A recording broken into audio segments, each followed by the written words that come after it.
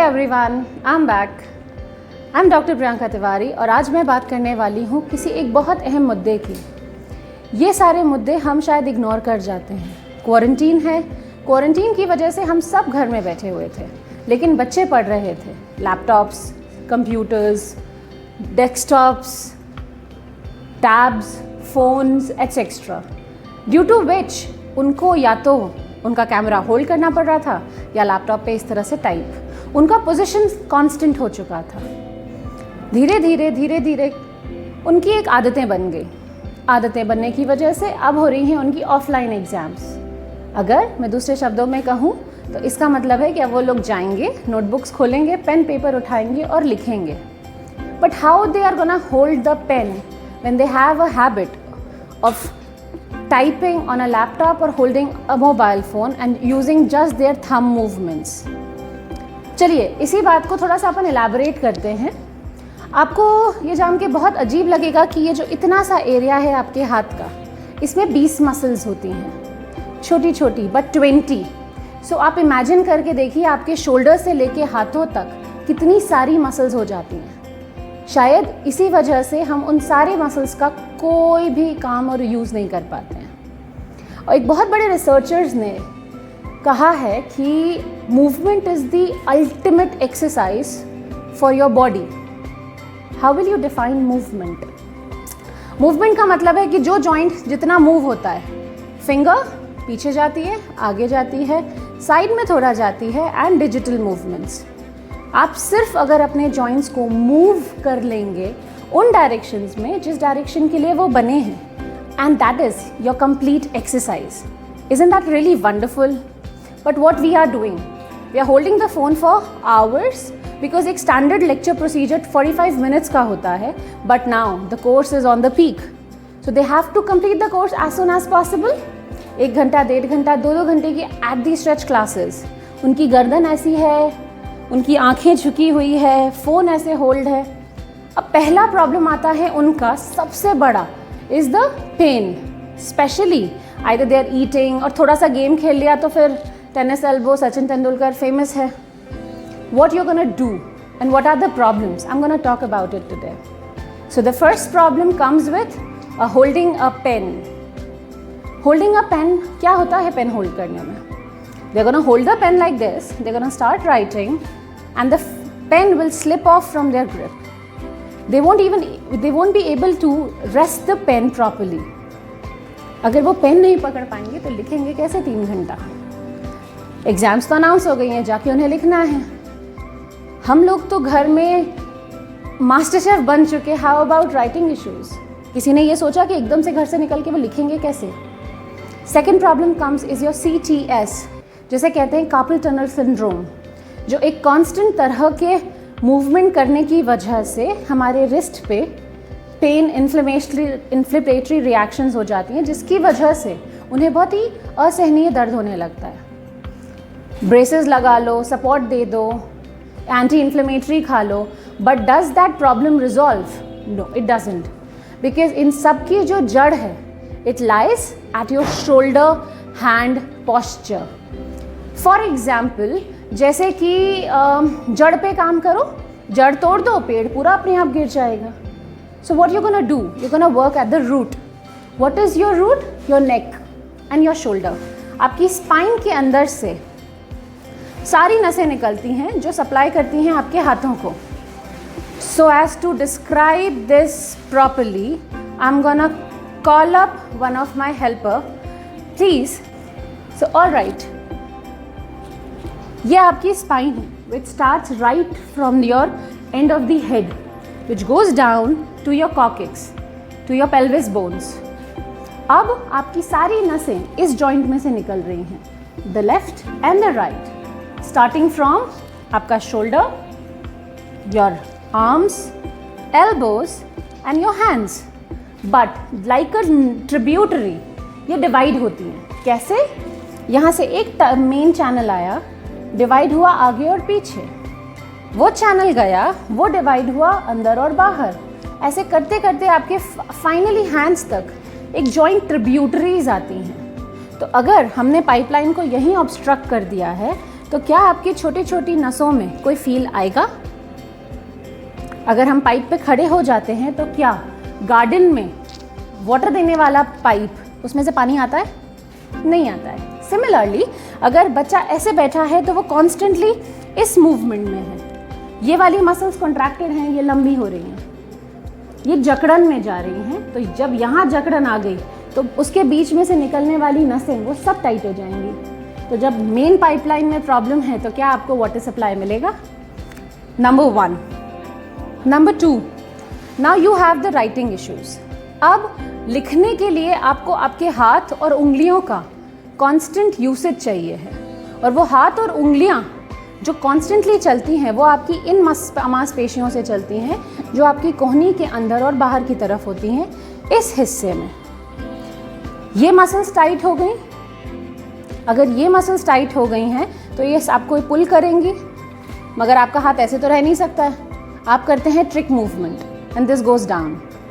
ये muscles tight हैं, आप थोड़ी देर इसको होल्ड करोगे, आपको हाथ में पावर नहीं आएगा। और ये सब कुछ क्यों हो रहा है? Lack of awareness, lack of exercises and constantly being in a static posture. So हमने आज ये सीखा है कि movement is the ultimate workout, number 1। Number 2, no matter how you are doing it, just use your muscles every day. आप अगर 1 घंटा किसी स्टैटिक पोस्चर में है उसे छोड़ दें, because breaking the posture and maintaining the dynamicity is everything.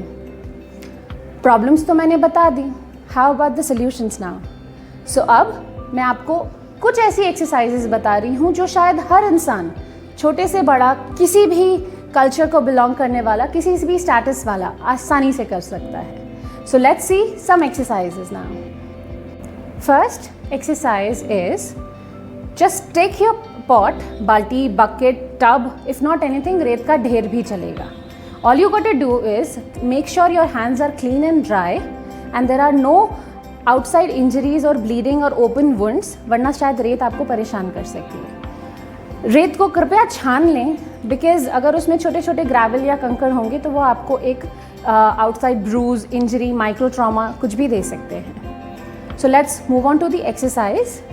आपको अपने हाथों को जोड़ना है and then separate your way out. यही चीज़ आपको पहले हवा में दिखा रहे हैं, बाद में all you have to do is dig your hands inside the sand and then separate the sand with your wrist. Again dig the hands in and separate the sand. After each exercise, level up your sand so that आपको equal pressure पड़े every area of the hand पर. Number 2, you have to pin your way in and then separate your way out for the fingers. Again, pin your way in and separate your way out from the fingers. Let's do it inside the sand. Make sure you have dug the sand in properly so that all the fingers will face equal resistance, and now separate your way out. Again, dig the way in and separate your way out. The third exercise will be the same. Rotate clockwise first and then rotate anti-clockwise first. So in aerial view it will look like dig in and rotate out and in. Let's do it inside the sand. Dig your hands in and now fan your fingers and rotate. The second exercise will be anti-clock and clock rotations of your wrist. First, the aerial view, fan your fingers out and play as if you're making a chapati. In and out, in and out. Let's do it same in the sand. Dig your fingers inside and now fan them. Again, outside, in and out. Third is catching a fish. How we'll do it? Fan your fingers out, bring them close and catch a fish. Again, catch a fish. Let's go inside the sand and do the same. Dig it, pull it and up. Level the sand, dig it, pull it and up. Moving on to the next exercise, which is for your little finger. It's called a pinky press.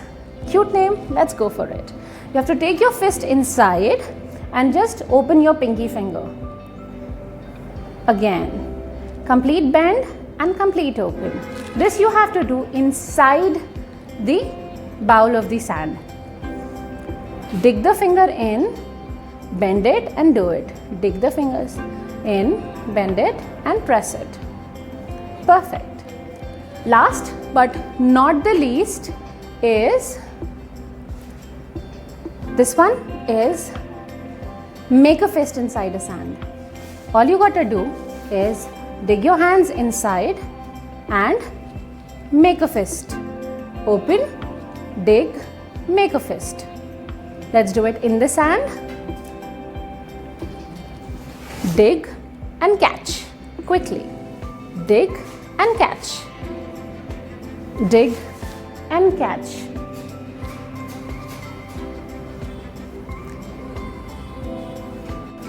अब हमने बात कर ली details की, problems की, कुछ exercises की, but exercises are not only the thing which you have to do to maintain it. आपको और भी करना पड़ेगा पढ़ाई के अलावा, बिकॉज पढ़ोगे नहीं तो एग्जाम में लिखोगे क्या. अ पार्ट ऑफ दैट हमारे आयुर्वेद में भी है, पुरानी पाठशालाओं का जो गुरुकुल का बिहेवियर था, ऐसा कहा जाता है there are many types of receptors in the body. One is the auditory, other one is the visual, and the third one is the motor and sensory skills. How do you hold a pen? आपको बचपन में एक बार pen holding सिखाई थी, तो क्या आपको दोबारा सीखना पड़ा? उंगली मोड़ो, हाथ दो, इतना प्रेशर लगाओ? नहीं, हमें कभी दोबारा ये चीज़ सीखनी नहीं पड़ती, बिकॉज ये हमारी लॉन्ग टर्म मेमोरी में चली जाती है. सिमिलरली अब एग्जाम्स आ रहे हैं. All you can do is आपके लॉन्ग टर्म मेमोरी में उस सारी पढ़ाई को डाल दें. कैसे? आपका एक साइकिल होता है जिसे कहते हैं circadian rhythm. Circadian rhythm is आपका एक बायोलॉजिकल बॉडी का क्लॉक चलता है. एक टाइम पे आपको नींद आती है, उसी टाइम पे भूख लगती है, और उसी टाइम से आप अपनी सारी एक्टिविटीज़ करते हैं. व्हाट यू कैन डू, आप अपनी पढ़ाई, प्रैक्टिस, स्टडीज़ एंड एग्जाम में लिखने वाले क्वेश्चंस को अपने सर्काडियन रिदम और मोटर न्यूरॉन्स और सेंसरी न्यूरॉन्स में डाल सकते हैं. कैसे? Pick the time. आपका एग्जाम टाइम सपोज 12 से 3, 10 से 1. This is the peak hour when a person feels hunger, because ये आपका स्टैंडर्ड लंच आवर होता है या पोस्ट लंच आवर्स होते हैं ये. दैट मीन्स आपका बॉडी फूड डिमांड कर रही होती है उस समय. At the time when your body is demanding food, how can your brain start writing the exams? So all you got to do is pick the timings in which आपका exams होने वाला है. आप उस एग्जाम टाइम में बैठें and start writing. आप ये एक्सरसाइज करें thrice a day for like about 10 to 15 times, 3 or 2 sets, whatever is convenient. शुरू में हो सकता है आपको दर्द हो, बाद में you can increase the number of repetitions according to your usage. So what you got to do now, आप उस particular exam time में जो आपका एग्जामिनेशन आवर है, आप उस एग्जामिनेशन आवर में you can start writing for 3 hours. Write anything. Either आप उसे लिख के याद करो. लिख के याद करने में फ़ायदा ये होगा कि आप जब लिखेंगे तो आपके मोटर और सेंसरीज एक्टिवेट हो जाएंगे, आपके विजुअल्स उसे देख रही है, जब आप उसे बोल रहे हो तो आपके कान उसे सुन रहे हैं. तो it's like a 4-way learning of any subject. तो जब आप एग्जाम्स में लिखते हो तो you write naturally rather than thinking. तो let's not wait for the exam कि हम फटीग सिंड्रोम्स या राइटर्स क्रैम्प की वजह से हम एग्ज़ाम्स में लिख नहीं पाएँ, या सफिशिएंट एनर्जी के साथ ना लिख पाएँ, या एग्ज़ाम का पेपर छूट जाए. हमने ऑलरेडी ज़िंदगी में बहुत कुछ छोड़ दिया है इस क्वारंटीन के टाइम में. कम से कम आप एग्ज़ाम्स में अच्छा स्कोर कर लें. By just doing simple exercises, few tips. Here I am signing off. It was nice to give the tips. Thank you.